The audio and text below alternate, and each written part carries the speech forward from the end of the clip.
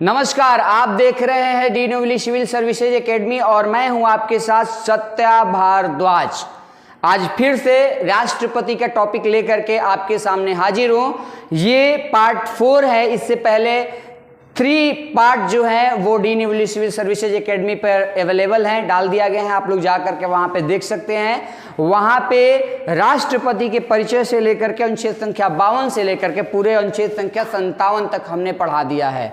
आज हम लोग पढ़ेंगे अनुच्छेद संख्या 58 में क्या कुछ कहा गया है, अनुच्छेद संख्या 59 में कुछ क्या कहा गया है। आइए देखते हैं। अनुच्छेद संख्या जो 58 है वो राष्ट्रपति की योग्यता के बारे में बताया गया है।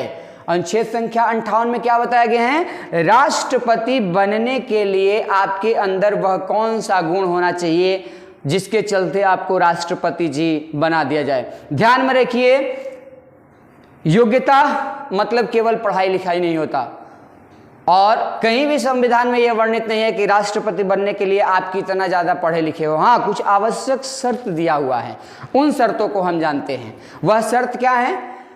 पहला शर्त है कि यदि आप भारत के राष्ट्रपति बनना चाहते हैं, राष्ट्रपति का चुनाव लड़ना चाहते हैं, तो उसके लिए आपको भारतीय नागरिक होना आवश्यक है। सबसे पहला वर्ड बोल रहा है कि भारत का नागरिक होना चाहिए, यानी must be citizen of India. आप भारत के नागरिक रहेंगे तभी जाकर के आप राष्ट्रपति पद के लिए नॉमिनेशन फॉर्म अप्लाई कर सकते हैं, अन्यथा नहीं कर सकते। आप विदेशी नागरिक है तो नहीं कर सकते। 1 नंबर पॉइंट में ये है। दूसरे नंबर पॉइंट पे देखते हैं, राष्ट्रपति के लिए जो न्यूनतम उम्र सीमा दी है वो भारत के संविधान में दी गई है, लेकिन अधिकतम सीमा के बारे में कुछ भी नहीं कहा गया है। यानी राष्ट्रपति जो है वो कम से कम जो है 35 वर्ष की आयु पूरा कर चुका हो। कितना? कम से कम 35 वर्ष की आयु वह पूरा कर चुका हो। इसका मतलब क्या है कि 35 वर्ष से जो है एक दिन भी कम नहीं होने चाहिए, एक दिन भले अधिक हो जाए। अच्छा, अधिक कितने वर्ष तक वह अपने पद पर रह सकता है इसका कोई जो है संविधान में वर्णन नहीं है। आप चाहे तो एक बार छोड़िए 10 बार भी जो है चुनाव लड़ सकते हैं भारत के राष्ट्रपति का। अमेरिका की तरह यहाँ कोई प्रतिबंध नहीं है कि 2 बार से ज्यादा नहीं लड़ेंगे। ये भारत है भैया। अच्छा, एक और बातें ध्यान में रखिए, 35 वर्ष। अब हम लोग पढ़े हैं कि भाई सुप्रीम कोर्ट का कोई जज है तो वो 65 वर्ष में रिटायर हो जाता है, 65 वर्ष एक दिन पद पे नहीं रह सकता। हाई कोर्ट का कोई है तो हाई कोर्ट का कोई जज है तो वो 62 वर्ष के बाद रिटायर हो जाता है। लेकिन राष्ट्रपति के लिए ऐसा कोई मैक्सिमम उम्र सीमा नहीं निर्धारित है। इसलिए कभी भी यदि आपसे पूछ दे कि राष्ट्रपति की मैक्सिमम आयु अच्छा निम्न में से कितनी है, 62 वर्ष, 65 वर्ष, 60 वर्ष, इनमें से कोई नहीं, आपका आंसर क्या लगना चाहिए? इनमें से कोई नहीं, क्योंकि इसकी अंतिम उम्र सीमा जो है, अधिकतम उम्र सीमा निर्धारण नहीं है संविधान में। अब आते हैं तीसरी बात पर, देखते हैं तीसरी शर्त क्या होनी चाहिए। तीसरा साफ शब्दों में कहता है कि भारत के राष्ट्रपति बनने के लिए कम से कम वह जो है लोकसभा के सदस्य बनने की योग्यता रखता हो। ध्यान में रखिएगा, लोकसभा के सदस्य बनने की योग्यता रखता हो, राज्यसभा का नहीं। लोकसभा के सदस्य बनने की योग्यता उसमें हो। इसका मतलब क्या है कि वह लोकसभा के रूप में या तो पहले कार्य कर चुका हो या लोकसभा के बारे में उसे अनुभव हो। अरे भाई, जो देश का राष्ट्रपति बनने वाला है उसे संसद के बारे में, संविधान के बारे में कुछ जानकारी तो होनी ही चाहिए, कुछ अनुभव तो होना ही चाहिए, तभी तो जाकर के राष्ट्रपति न बना दिया जाएगा। या किसी को भी हम राष्ट्रपति बना देंगे किसी को राष्ट्रपति हम लोग नहीं बना सकते। तो इसलिए भारतीय संविधान में साफ तौर पे कहा गया है कि लोकसभा के सदस्य बनने की योग्यता रखता हो। लेकिन एक कंडीशन है, याद रखिएगा, राष्ट्रपति का आप चुनाव लड़ने के लिए नॉमिनेशन फॉर्म अप्लाई करने जा रहे हैं। नॉमिनेशन फॉर्म अप्लाई तो कर देंगे, लेकिन जैसे ही आप निर्वाचित होते हैं, आप चुने जाते हैं, यदि आप लोकसभा का सदस्य है या फिर यदि आप राज्यसभा का सदस्य है या किसी राज्य के विधानसभा का सदस्य है, तो उस सदस्यता को छोड़ना पड़ेगा। शपथ लेने से पहले। आप चुनाव लड़ लीजिए, कोई दिक्कत नहीं है, लेकिन चुनाव के बाद जो है वो आप निर्वाचित हो जाते हैं, जीत जाते हैं, तो राष्ट्रपति का शपथ जिस दिन दिलाया जाता है ना, उस दिन आपको क्या करना पड़ेगा? यदि आप लोकसभा के मेंबर है, राज्यसभा के मेंबर या विधानसभा के, तो आपको छोड़ना पड़ेगा। और लोकसभा राज्यसभा का मतलब क्या हो गया भाई? कि आप केंद्र के, आप संघ सरकार के अधीन रह करके काम नहीं कर सकते। विधानसभा का मतलब क्या हो गया? राष्ट्रपति जो होता है वो राज्य सरकार के अधीन रह करके काम नहीं कर सकता, क्योंकि देश का सबसे बड़ा पद जो है, सबसे सर्वोच्च पद राष्ट्रपति को और सबसे सम्मानित पद माना जाता है, वह राष्ट्र का राष्ट्राध्यक्ष होता है। तो भारत सरकार और राज्य सरकार के अंदर में कैसे काम करेगा? किसी के अंदर में थोड़ी ना काम कर लेगा।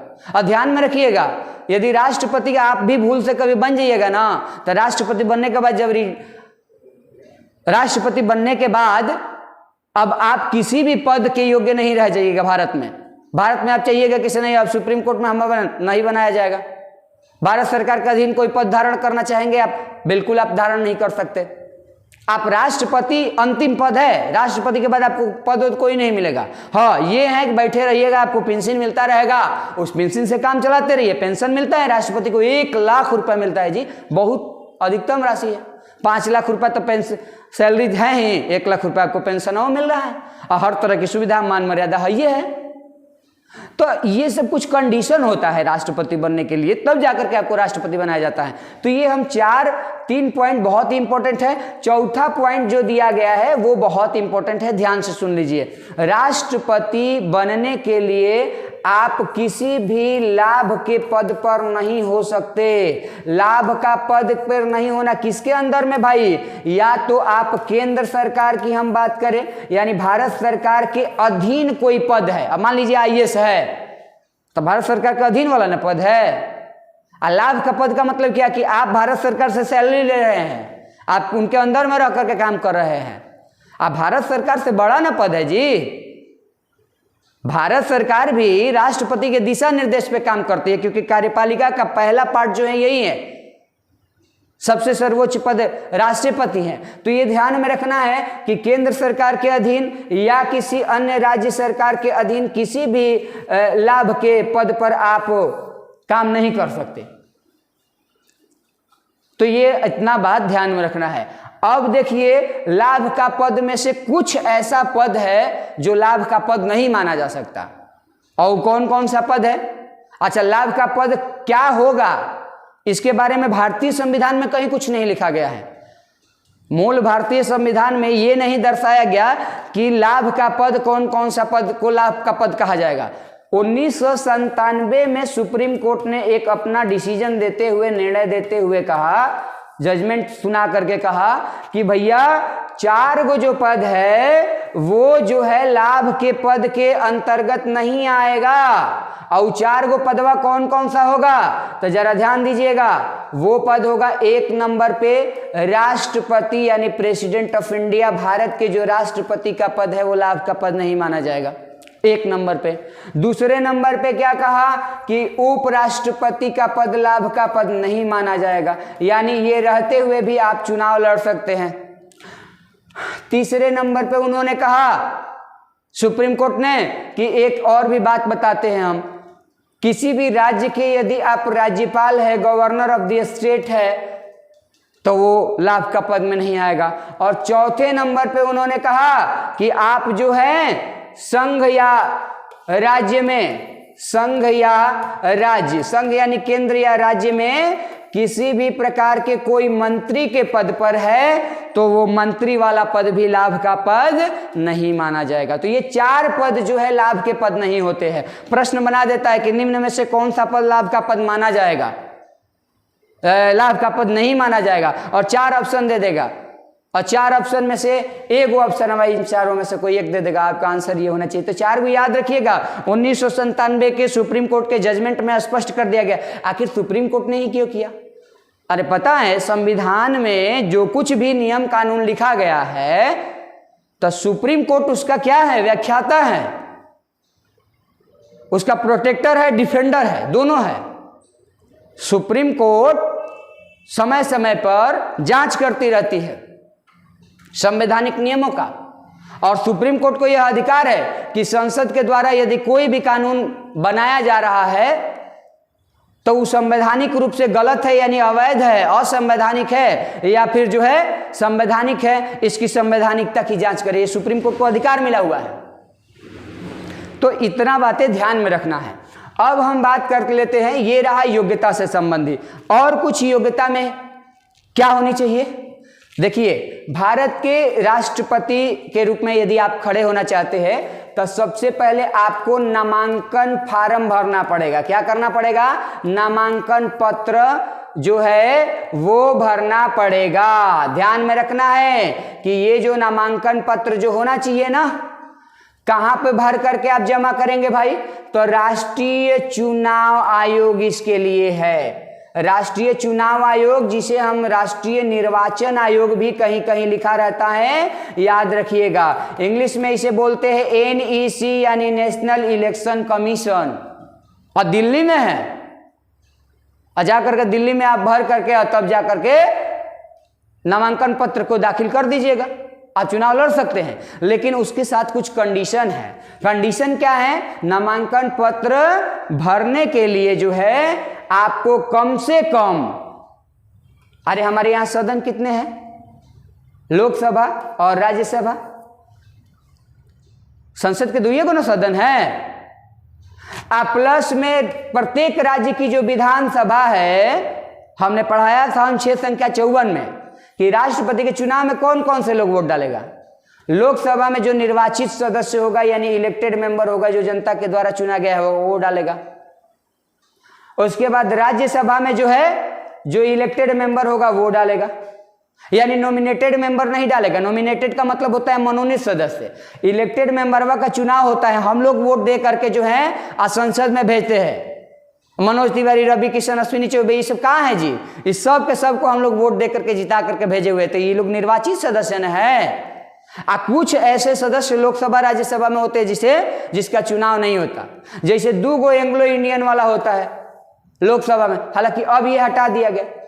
लेकिन अब ये 12 सदस्य राज्यसभा में ऐसा होता है जिसे राष्ट्रपति मनोनीत करता है, और 12 सदस्य कला से यानी खेल से, सिनेमा जगत से आता है, साहित्य से आता है। साहित्य में कोई बहुत बड़ा ऐसा काम कर दिया जिससे कि भारत की प्रतिष्ठा पूरे विश्व में बढ़ गई और काफी चर्चा में है, तो राष्ट्रपति की निगाहों में आ जाते हैं। राष्ट्रपति निमंत्रण पत्र दे देते हैं, आ जाओ भैया राज्यसभा में, आपके हमारा मान सम्मान बढ़ेगा। अच्छा, विज्ञान के क्षेत्र में आप विज्ञान के प्रेमी हैं, कोई लड़का IIT में ऐसा रिसर्च कर दिया जो पूरा फेमस हो गया और चर्चा में बना हुआ है मीडिया में, तो उसको जो है राष्ट्रपति की निगाहों में आ गया, चलो आगे आओ, तुम्हारी राज्यसभा को जरूरत है। और चौथा नंबर पे याद रखिएगा, समाज सेवा से भी आप है और कुछ समाज सेवा में उत्कृष्ट प्रदर्शन किए तो राष्ट्रपति की निगाहों में आ जाते हैं, आपको बुलाया जा सकता है। तो इसीलिए 245 गो जो सदस्य राज्यसभा में बैठते हैं उसमें से 12 गो सदस्य आप निकाल दीजिए जो राष्ट्रपति द्वारा मनोनीत होते हैं, ये 4 क्षेत्रों से। और ये बातें अनुच्छेद संख्या 80 एक साफ लिखता है कि कला से, साहित्य से, समाज सेवा से और फिर विज्ञान से ऐसे लोग आ सकते हैं। अरे सचिन तेंदुलकर कभी चुनाव लड़े हैं जी? कभी नहीं लड़ा है, लेकिन राज्यसभा के मेंबर है कि नहीं है? MC मैरी कॉम और मुक्केबाज कभी नहीं चुनाव लड़ी है, लेकिन फिर भी राज्यसभा के सांसद हैं। तो ऐसे बहुत सारे लोग हैं। हृदय नारायण दीक्षित जी हैं, उत्तर प्रदेश विधानसभा के अध्यक्ष थे, वो साहित्य के क्षेत्र से हैं। डॉक्टर सुभाष चंद्र है, समाज सेवा के क्षेत्र से हैं, जो जी न्यूज वाला हेडवा है। अरे वो सुधीर चौधरी नहीं DNA चलाता है जी, और इस जी न्यूज का मालिक जो है राज्यसभा का सांसद है। पता है कैसे? समाज सेवा के क्षेत्र से गए हैं, कोई चुनाव नहीं लड़ा है। तो 12 गो ये सदस्य राष्ट्रपति द्वारा जो मनोनीत होते हैं वो ध्यान में रखना है। ये 12 गो सदस्य को निकाल दीजिएगा तो चुनाव कितने लोगों का होता है इसमें? 233। डिटेल में इसका वीडियो देखना है, पीछे 3 गो वीडियो डाला गया है डीनोबिली सिविल सर्विस एकेडमी पर, जाओ इसका देखो, राष्ट्रपति वाला 3 गो पार्ट पूरा समझ में आ जाएगा।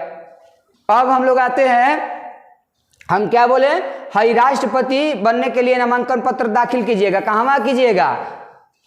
अरे राष्ट्रीय निर्वाचन आयोग में चुनाव आयोग कहाँ पे है भैया? दिल्ली में है, और दिल्ली में इसकी स्थापना 1950 में हुई थी। क्या कंडीशन होता है? कंडीशन होता है कि ये जितना भी वोटर है और प्रत्येक राज्यों के विधानसभा के विधायक यानी एमएलए भी इसमें भाग लेते हैं, वोट डालते हैं राष्ट्रपति के चुनाव में। अनुच्छेद संख्या 54 में हमने बताया है, पीछे वाले वीडियो में देख सकते हैं। तो ये जितना वोटरवा है जो इलेक्टेड मेंबर, चाहे वो लोकसभा का हो, राज्यसभा का हो, या जितने भी विधानसभाएं प्रत्येक राज्य में है, वो इन किसी भी वोटर से, चाहे वो विधायक हो या सांसद हो, दुइये को न डालता है राष्ट्रपति के चुनाव में। हम लोग वोट नहीं डालते हैं। यदि हम लोग वोट डालते तो राष्ट्रपति का चुनाव प्रत्यक्ष कहलाता। हम लोग नहीं डालते हैं, हमारे द्वारा चुना हुआ प्रतिनिधि डालता है, सांसद डालते हैं, विधायक डालते हैं, इसलिए हम क्या कहते हैं उसे? हम उसे क्या कहेंगे बोलो? अरे हम उसे कहेंगे कि भाई अप्रत्यक्ष चुनाव है, हम लोगों ने वोट डायरेक्ट नहीं किया है। तब ध्यान में रखिएगा, राष्ट्रपति का चुनाव अप्रत्यक्ष विधि से कराया जाता है। तो अब ये सारी बातें हो गई। तो इसमें से वोट देने वाला, चाहे वो विधायक हो या सांसद हो, लोकसभा राज्यसभा में जो बैठेगा वो सांसद कहलाएगा, विधानसभा में बैठने वाला विधायक एमएलए कहलाएगा। तो विधायक या सांसद कोई भी हो, यदि 50 लोग जो है प्रस्तावक बन जाता है, प्रोपोजर्स इंग्लिश में कहते हैं, और 50 लोग जो है अनुमोदक बन जाता है, यानी जो है सेकेंडर्स, तो आप चुनाव लड़ सकते हैं। अब ये 50 गो विधायक भी हो सकता है, सांसद भी हो सकता है। तो 50-50 गो प्रस्तावक का मतलब क्या है? प्रस्तावक का मतलब है केवल सहमति देना, केवल समर्थन करना लोकसभा राज्यसभा में कि आप जो है राष्ट्रपति पद के योग्य है। तो 2 गो पेज बना लिया जाता है। अरे ऐसा पेज जी, रुको हम दिखा रहे हैं तुम्हें, है देखो ऐसा पेज बना लिया जाता है। तो ये एगो समर्थक प्रस्तावक वाला पेज होता है। इसका मतलब ये नहीं होता कि आप हमें गवाही कर रहे हैं, इसका मतलब होता है कि आप समर्थन दे रहे हैं कि हाँ राष्ट्रपति के योग्य हैं। आप 50 गो कोई भी सांसद या विधायक से आप साइन करवा लीजिए, आप 50 गो गवाही करवा लीजिए, जिसे हम अनुमोदक बोलते हैं 50 गो लोगों से, यानी 50-50 100, दोनों अलग अलग होना चाहिए। ये नहीं कि जो प्रस्तावकवा है वही गवाहियों करेगा, दोनों अलग अलग नामवा होना चाहिए। तो 50 + 50 = कितना हो गया? 100 गो सांसद विधायक का साइन करवा करके 2 गो, एगो सहमति वाला पत्र, एगो अनुमोदक वाला पत्र, दोनों पत्र वाले जाकर के आप जमा कर दीजिए। कहाँ पे जमा करना होगा आपको? राष्ट्रीय निर्वाचन आयोग दिल्ली में। और जैसे ही आप जमा करेंगे वो आपको चुनाव लड़ने के लिए योग्य मानेगा, आप चुनाव उसके बाद लड़ सकते हैं। उधर से निर्देश मिल जाएगा, आदेश मिल जाएगा। हाँ, एक वो और ही बात ध्यान में रखिए, इसके लिए एक जमानत राशि भी कुछ आपको देनी पड़ती है, सिक्योरिटी मनी जिसे कहा जाता है, सिक्योरिटी डिपॉजिट। क्या होती है जमानत राशि भाई? जैसे आप राष्ट्रपति जी का चुनाव लड़ रहे हैं, जरा ध्यान दीजिए, तो राष्ट्रपति का चुनाव लड़ रहे हैं तो देश का सबसे बड़े पद का ना चुनाव लड़ रहे हैं जी। तो इसके लिए आरबीआई एक होती है, रिजर्व बैंक ऑफ इंडिया, देश का सबसे बड़ा जो है बैंक। तो देश के इस सबसे बड़े बैंक में यदि राष्ट्रपति पद के आप उम्मीदवार है तो सभी उम्मीदवारों का, जैसे मान लीजिए अभी कौन है, अभी जो 18 तारीख को वोट डाला जाएगा उसमें से एनडीए की तरफ से है द्रौपदी मुर्मू, विपक्ष की तरफ से कौन है भाई? तो विपक्ष की तरफ से है यशवंत सिन्हा। अब ये लोग क्या करेंगे? दोनों लोग जाएंगे आरबीआई में और 15,000 रुपया सिक्योरिटी मनी के तौर पे ये लोग जमा कर देंगे। काहे के लिए जमा करेंगे भैया? क्योंकि राष्ट्रपति के पद का जो ये चुनाव लड़ रहे हैं उसमें जितना भी वोट मिलेगा, इसका सिंपल बात है, जितना भी वोट मिलेगा यानी टोटल वोट जो मिलेगा उस टोटल वोट का 1/6वां हिस्सा इन लोगों को प्राप्त होना ही चाहिए। और यदि नहीं हुआ तो ई वाला 15,000 रुपया जो है ना वो आरबीआई अपने पास रख लेती है, इन लोगों को लौटाएगी नहीं। नहीं तो ये पैसा यदि 1/6वां हिस्सा वोट प्राप्त हो गया कुल वोट का जो राष्ट्रपति के चुनाव में डाला गया है तो ये पैसा रिफंड कर देगी, दे देगी। एक सिंपल हम बता दे रहे हैं आंकड़ा, मान लीजिए कि राष्ट्रपति के चुनाव में 600 ही वोट पड़ा, एक एग्जाम्पल बता रहे हैं, तो हालांकि 600 नहीं पड़ता है, उसका मत मूल्य लाखों में होता है, तो ध्यान रखिए 600 गुणे 1/6 कर दीजिए। सिंपल सा फॉर्मूला, 1 से 1 कट गया, क्या हो गया? 100 गो, यानी कम से कम 100 वोट मिलना चाहिए। यदि 100 गो वोट नहीं 99 गो मिला, इसका मतलब क्या है कि 1/6वां हिस्सा आपको वोट नहीं प्राप्त हुआ। 1/6वां हिस्सा नहीं प्राप्त हुआ तो ये पैसा आरबीआई क्या कर लेगी? अपने पास रख लेगी। यदि आपको प्राप्त हो गया है इससे अधिक तो आपको पैसा लौटा देगी, उसे क्या देगी?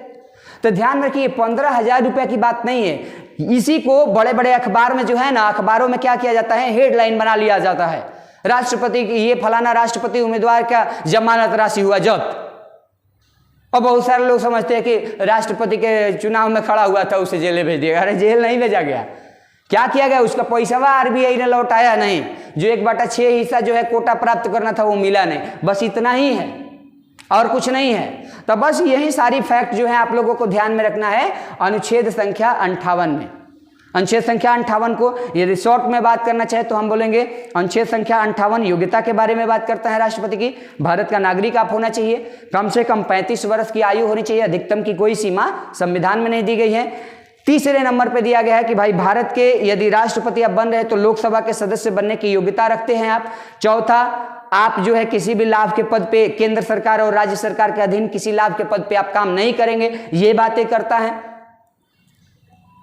और ये बात करता है कि 4 ऐसा पद जो है वो लाभ का पद नहीं माना जाएगा, और ये संविधान में नहीं लिखा गया था, 1997 में जो है सुप्रीम कोर्ट ने डिक्लेयर किया कि लाभ का पद में ये 4 पद जो है लाभ का पद नहीं माना जाएगा। भारत के राष्ट्रपति, उपराष्ट्रपति, किसी राज्य का राज्यपाल और संघ या राज्य में कोई मंत्री हो तो ये सब बातें ध्यान में रखना है। और नामांकन पत्र दाखिल करने के लिए चुनाव यदि आप लड़ना चाहते हैं तो आपको क्या करना पड़ेगा भैया, 50 गो प्रस्तावक का 50 गो अनुमोदक होना चाहिए। और ओरिजिनल कॉन्स्टिट्यूशन में आप देखेंगे ना, मूल संविधान में 26 जनवरी 1950 से पहले जो 26 जनवरी 1950 को क्या हुआ था, अपने देश का संविधान लागू हुआ था, और उससे पहले जो है उस समय भारत में ये प्रस्तावक का 2 गो प्रस्तावक का 2 गो अनुमोदक जो है केवल यही लगता था।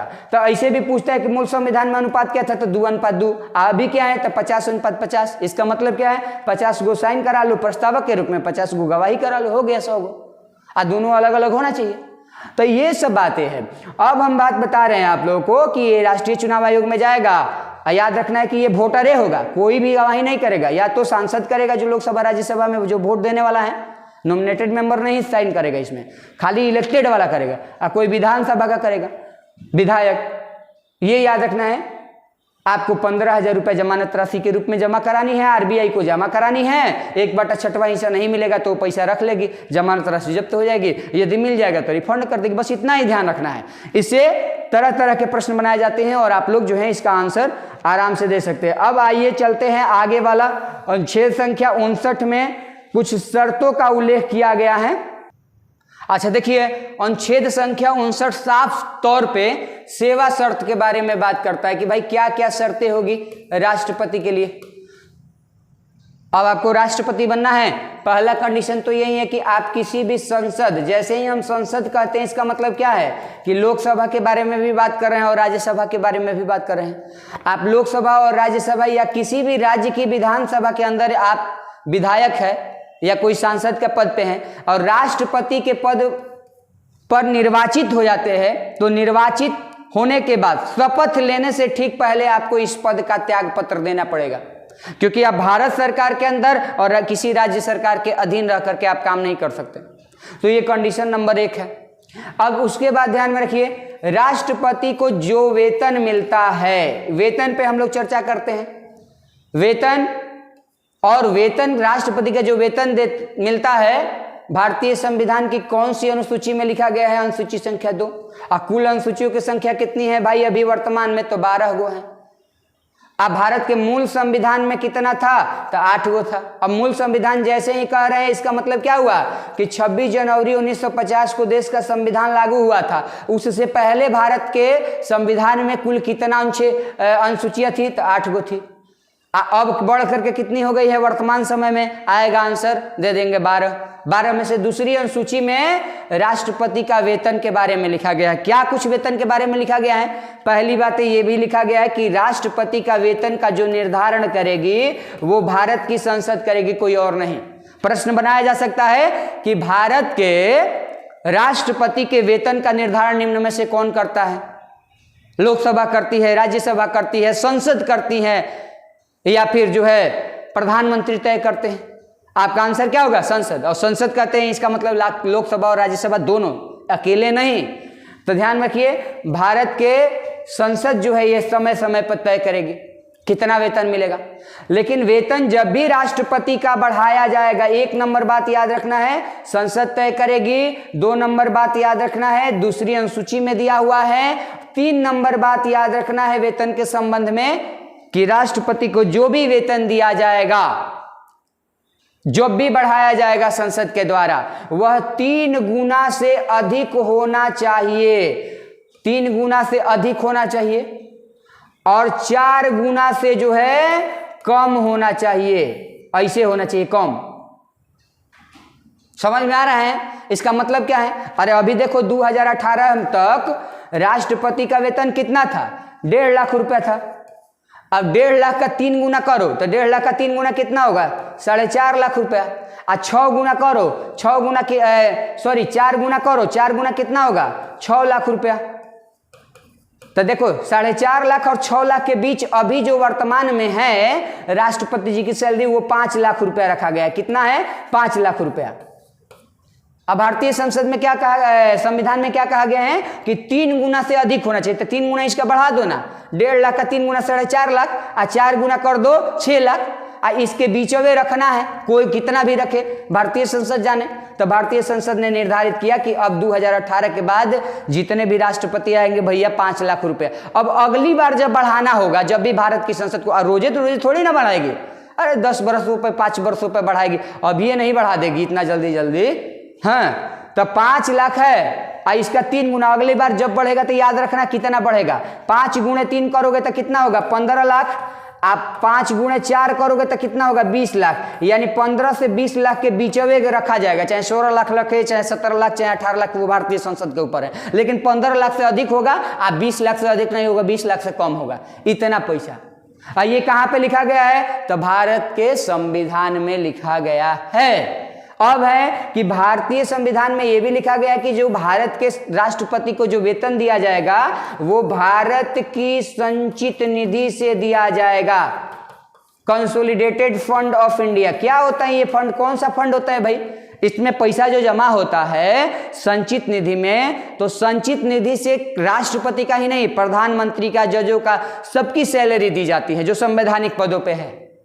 तो सैलरी देने का काम जो किया जाता है वो भारत की संचित निधि से। भारत की संचित निधि के बारे में कौन सा आर्टिकल है? 266(1). इसके बारे में एक अलग से टॉपिक ही पढ़ना है, पूरा डिटेल में बताएंगे कि भारत की संचित निधि क्या होती है, आकस्मिक निधि क्या होती है। डिटेल में निधियों पे, फंड पे चर्चा करेंगे हम। फिलहाल अभी इतना देखिए।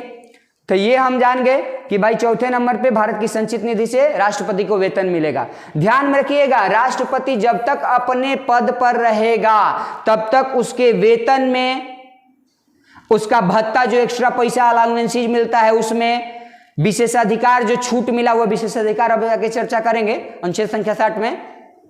तो जो छूट मिला हुआ है उसमें, जो सुविधा है उसमें कोई भी भारत के संसद के द्वारा कोई कटौती नहीं की जाएगी।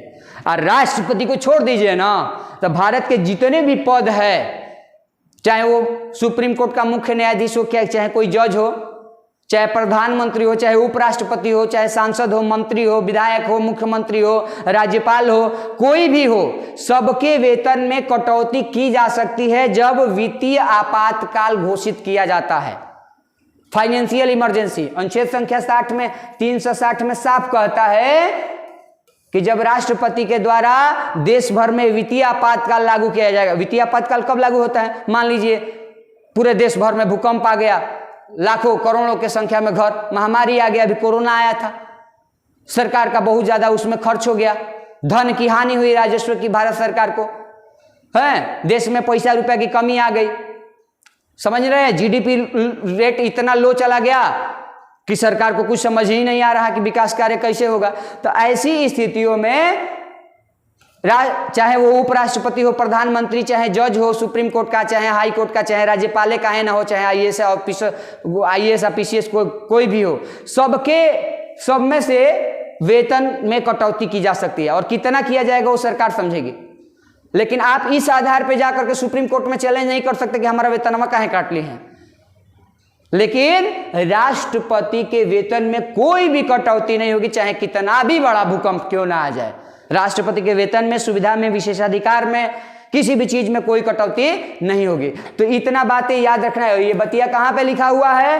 तो ये लिखा हुआ है सेवा शर्त अनुच्छेद संख्या 59 के अंतर्गत कि राष्ट्रपति के कोई भी वेतन में, भत्ता में या फिर विशेषाधिकार में या कोई भी सुविधा मिलती है उसमें कोई भी कटौती नहीं हो सकती। ध्यान में रखिए, ये सारी बातें जो लिख रहे हैं ना, इसको आगे पीछे वीडियो को घुमाइए और बढ़िया से इसका नोट्स बनाइए, क्योंकि ये नोट्स बना लेंगे, मैं इतना जरूर आपको विश्वास दिलाता हूं, एक भी प्रश्न छूट नहीं पाएगा। लेकिन ये आपको नोट्स बना करके चलना पड़ेगा। जो नहीं आता है आप कमेंट बॉक्स में लिखिए ना, हम उसका आंसर देंगे। और किसी कोचिंग के चक्कर में मत पड़िए। और जितने भी कॉमेडियन सर लोग हैं उस कॉमेडियन सर लोगों के भी चक्कर में मत पड़िए। सीरियस में पढ़ना है और लेनी है नौकरी तो आइए डी नोबिलिटी सर्विसेज प्लेटफॉर्म पे, हम है ना। देखिए कितना डिटेल में पढ़ा रहे हैं, अभी तो और पढ़ाएंगे, जम करके पढ़ाएंगे, रगड़ देंगे एकदम पूरा। तो ये रहा अनुच्छेद संख्या 59। अनुच्छेद संख्या 59 में फिर से एक बार सुन लीजिए, कुछ पॉइंट बहुत ही इंपॉर्टेंट है। जैसे मैंने कहा राष्ट्रपति को जो वेतन मिलेगा वो 5 लाख रुपए अभी वर्तमान में है, 2018 से पहले 1.5 लाख रुपए था। वेतन जब भी बढ़ाया जाएगा भारत की संसद बढ़ाएगी समय समय पर, और भारत की संसद के द्वारा 3 गुना से अधिक 4 गुना से कम बढ़ाया जाएगा। ये भारत के संचित निधि से राष्ट्रपति का वेतन दिया जाता है। और उसके बाद जो है यहाँ पे ध्यान रखिए, वेतन और भत्ता या जो भी विशेषाधिकार मिले हुए हैं राष्ट्रपति को उसमें कोई कटौती नहीं की जा सकती पद पे रहते हुए, बाद बाकी सारे पदों पे की कटौती की जा सकती है। याद यही रखना है। और इस वेतन के बारे में भारतीय संविधान की जो अनुसूची संख्या 2 है उसमें कहा गया है कि राष्ट्रपति को वेतन का निर्धारण संसद द्वारा किया जाएगा। तो ये सारी बातें जो है, उसके अलावा कुछ और भी सुविधा मिलती है, पूछता तो नहीं है परीक्षा में, लेकिन हम बता दे रहे हैं। राष्ट्रपति हैं तो पूरा विदेश का यात्रा अपने चाहे अपने परिवार को ले जाना चाहे तो फ्री में होता है, यानी यात्रा फ्री होगा पूरी तरह से, उसका निःशुल्क होगा यात्रा। उसके अलावा हम बात कर लेते हैं, उसे मेडिकल फैसिलिटी जितना है वो फ्री मिलेगी। उसके अलावा यदि बात करते हैं आवास, बिजली, पानी, ये सब कुछ फ्री मिलता है। और राष्ट्रपति के आवास को हम क्या बोलते हैं? राष्ट्रपति भवन। कहाँ पे है भाई? दिल्ली में तालकटोरा रोड में है। लेकिन एक प्रश्न इससे भी बना दिया था एक परीक्षा में कि तालकटोरा रोड दिल्ली में तो है, ये नहीं पूछा था, पूछा था कि कहां पर स्थित है, और उसमें पहाड़ियों का नाम दिया हुआ था। तो ध्यान में रखना है, रायसीना हिल्स की पहाड़ी, जहां पे राष्ट्रपति का भवन है उसे हम बोलते हैं रायसीना हिल्स की पहाड़ी। रायसीना हिल्स की पहाड़ी पर जो है क्या है? राष्ट्रपति का, ये राष्ट्रपति वाला भवन है। तो ऐसे भी प्रश्न बना देता है। तो आप लोग को हर तरह से जागरूक होकर के जो है सब कुछ पढ़ लेना है, कोई छोड़ना नहीं है। तो ये सारी चीजें जो है फ्री मिलता है, पॉकेट वॉकेट खर्चा सब मिलता है, टेलीफोन खर्चा सब मिलता है। लेकिन इससे प्रश्न नहीं, हाई वाला से प्रश्न नहीं आएगा। हाई वाला याद जरूर रखिएगा कि रायसीना हिल्स की पहाड़ियों पे जो है तालकटोरा रोड में दिल्ली में राष्ट्रपति भवन स्थित है। ध्यान में रखिएगा, राष्ट्रपति भवन क्या दूसरे जगह भी बनाया जा सकता है? 2-3 को बनाया जा सकता है? कभी नहीं बनाया जा सकता। हाँ, सुप्रीम कोर्ट 2 को बनाया जा सकता है, इसके बारे में चर्चा है। ये बात अलग है कि सुप्रीम कोर्ट, अभी तक कोई सुप्रीम कोर्ट बना होना है नहीं, भारत में एक ही सुप्रीम कोर्ट है। लेकिन यदि भारत की सुप्रीम कोर्ट चाहती है कि यहां से एक और भी जो है इसका पार्ट, एक ब्रांच बनाया जाए, वो बना सकती है। इसके बारे में संविधान में जिक्र है। लेकिन राष्ट्रपति भवन 2 को बनेगा, 3 को बनेगा, ऐसा नहीं है। केवल एक ही है, दिल्ली में है, वहीं पे रहेगा। स्थान चेंज किया जा सकता है लेकिन रहेगा एक ही, ध्यान में रखना। तो ये सारी बातें जो है आपको 59 में याद रखना है। अब रहेगा अनुच्छेद संख्या 60, यानी भारत के राष्ट्रपति को शपथ कौन दिलाता है, शपथ के बारे में क्या कुछ कहा गया है। अनुच्छेद संख्या 61 को पढ़ाएंगे नेक्स्ट वाले वीडियो में, क्योंकि वीडियो बहुत ज्यादा लंबी हो जाती है तो आप लोग भी बोरिंग हो जाते होंगे। वीडियो को लाइक, शेयर, सब्सक्राइब जरूर कीजिए हमारे चैनल पर विजिट करने के लिए, ताकि सत्य भारद्वाज सर से आप लोग अच्छे से पढ़ सके, हर सब्जेक्ट पढ़ सके। कोई दिक्कत है तो हम है ना, आप लोग नोट्स बनाइए और ढंग से पढ़िए। धन्यवाद। हमारा वीडियो देखने के लिए आप सभी का बहुत बहुत धन्यवाद।